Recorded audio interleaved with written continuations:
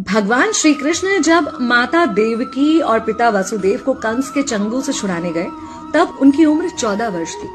उनकी माता ने उनसे पूछा कि बेटा तुम तो भगवान हो, तो तुम हमें पहले ही कंस के चंगुल से छुड़ा सकते थे, इतनी देर क्यों कर दी?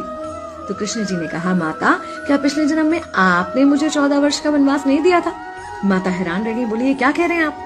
तब कृष्ण जी ने बताया कि पिछले जन्म में मैं राम था और आप थी माता कैकेयी और आप ही ने मुझे 14 वर्ष का वनवास दिया था और कर्म फल से कोई नहीं बच सकता माता, इसलिए आपको 14 साल का ये दुख सहना पड़ा।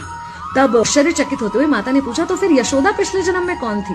कृष्ण जी ने बताया, वो थी माता कौशल्या, जो 14 साल तक अपने पुत्र से अलग रही थी। उन्होंने उस दुख को सहा था, इसलिए इस जन्म में 14 साल मैं उनके पास रहा और मेरे साथ रहने का माता और पुत्र के प्रेम का सुख उन्हें मिला।